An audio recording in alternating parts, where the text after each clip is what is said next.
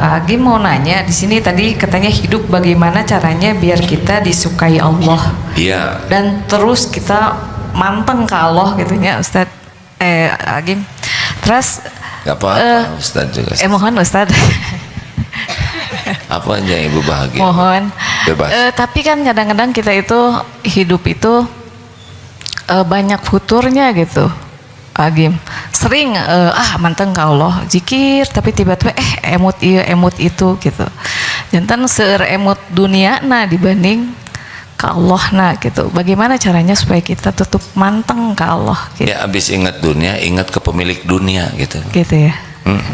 Ibu ingat ke suami pasti jengkel. Ingat pemilik suami gitu.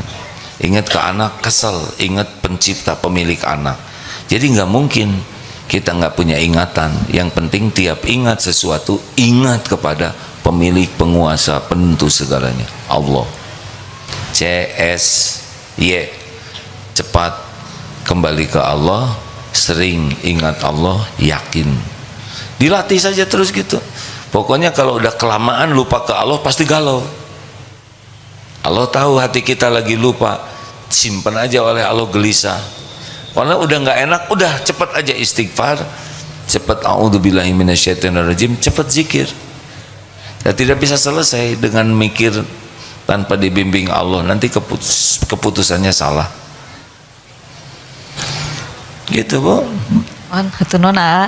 Jadi kalau Ibu belok salah, cepet ke jalan yang benar, jangan terus jalan-jalan ya. Jadi masalah kita tuh kebawa terus oleh pikiran. Harusnya mikir ini ingat ke Allah yang menguasai apa yang kita pikirkan. Sok Ibu ingat apa yang suka bikin lupa. Sini saya pengen tahu. Dunia hoyong jalan-jalan gitu tah. Ya segera ingat ke Allah. Ya Allah, jalan-jalan hoyong balanja gitu tah. Nah ingat ke Allah ya, bahwa dihisab Ibu teh.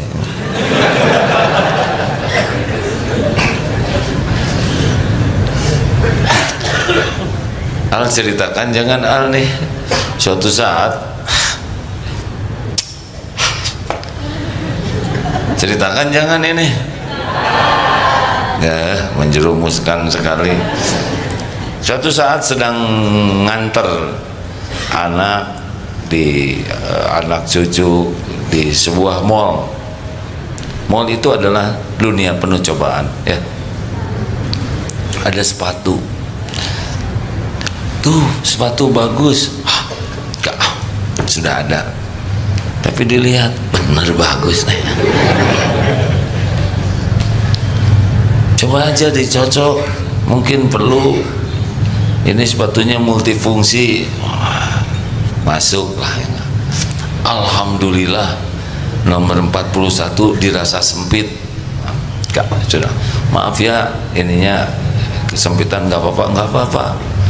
Pulang dari sana, browsing di sini berapa sih harganya?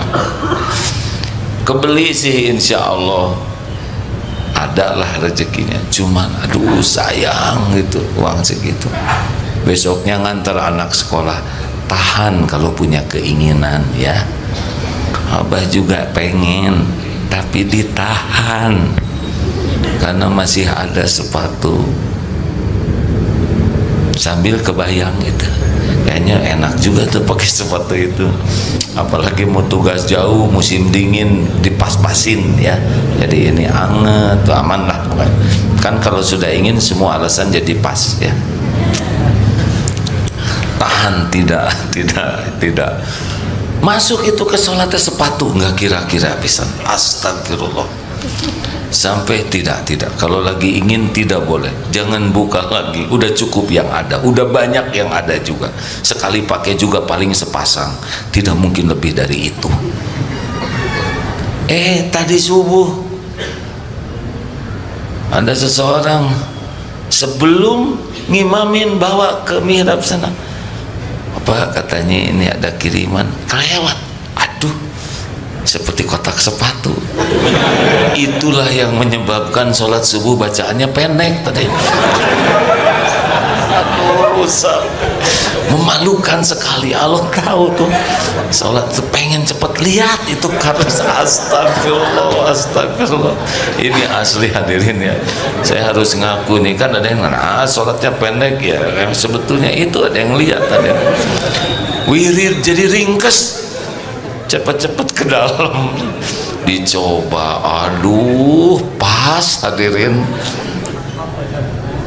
ujian dikabulkan juga ujian ya. Tapi kalau sudah waktunya ada mah ada aja gitu. Oh pengen gimana caranya? Ya caranya itu ditahan udah enggak kan dalilnya gitu. Kalau kita puas dengan yang ada, Allah ngasih bahagia.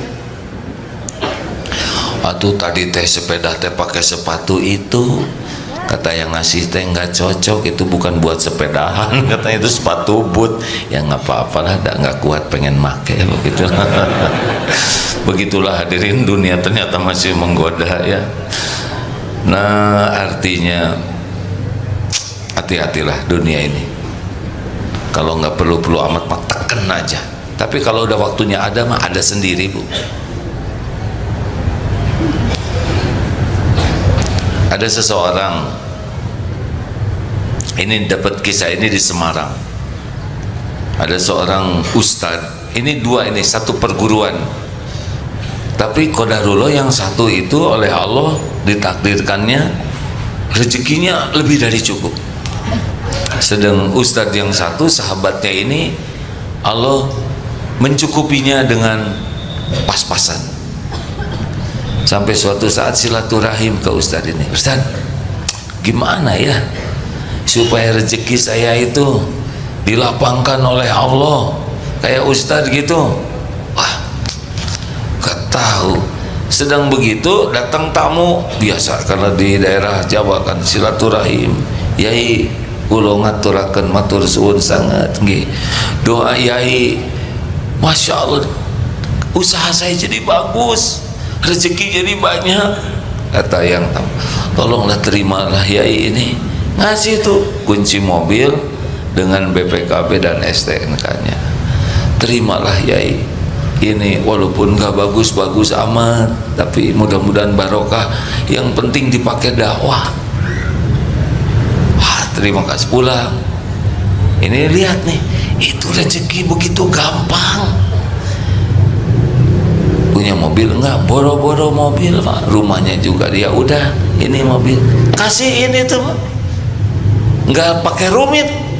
Nah, tapi saya nggak mungkin rumahnya digang, ya udah jual mobilnya, pakai beli motor, sisanya pakai biaya dakwah apa aja, niatnya pakai dakwah, insya Allah pahalanya beliau dapat.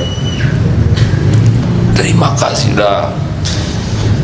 Selang beberapa waktu kemudian, entah berapa minggu ya, saya lupa, datang lagi laporan, mobil sudah saya jual, dijadikan motor, sebagian dipakai untuk biaya dakwah. Alhamdulillah barokah. Datang lagi tamu yang lain biasa, yai maaf ini saya teh silaturahim mau syukuran. Beda lagi nih tamunya, alhamdulillah keluarga kami tuh jadi bahagia, barokah, warisan lancar, ini ada rezeki. Maaf ya bukan kendaraan baru katanya, ngasih lagi kunci dan STNK. Tahu nggak pas dilihat teh mobilnya sama, balik lagi itu. Jadi dijual oleh ini, dibeli oleh itu, balik lagi, jadi mobilnya ada lagi. Ini benar-benar kisah nyata. Pengen ya, dah kita mah pengennya teh pemberiannya, bukan pengen disukai Allahnya. Kan ada kejadian kita juga ya di daerah sini, ada seseorang mewakafkan mobilnya. Ini wakaf buat masjid, langsung ada yang beli tuh mobil tuh, bayar. 1 minggu kemudian, 1 pekan, datang lagi yang beli mobil ini. uangnya udah store buat wakaf. Datang lagi, ada apa? Aduh, saya nggak tega lihat Ustadz jadi nggak punya mobil, saya hadiahkan. Dia hadiahkan lagi tuh hadirin. Jadi balik lagi, wakafnya jalan, mobilnya ada lagi. Ini kisah nyata, nggak pakai bohong. Jadi nggak usah ragulah ke Allah. Udahlah, paling enak mah urusan dengan Allah saja udah. Yang lain-lain mah nggak bisa dipegang, ya. Terakhir, gimana Ibu, lebih tenang sekarang? Alhamdulillah. Apa yang bikin tenang? Ya, sementara ini kan kita lagi PMK, jadi deket perasaan sama Allah. Tapi nanti Tahu keluar bagaimana dari kalau sini. pulang gitu? Ibu belum tentu pulang, Bu. Iya. Jadi ada yang pulang selama-lamanya, ya. Amin. Gak usah mikir yang jauh-jauh, Ibu sempurnakan sekarang aja. Kan Allah ngelihat Ibu kesungguhannya. Jadi jangan dulu mikir, wah gimana kalau nanti saya pulang. Sekarang aja maksimalkan belajar. Nanti Allah yang nguatin imannya, gitu. Siap.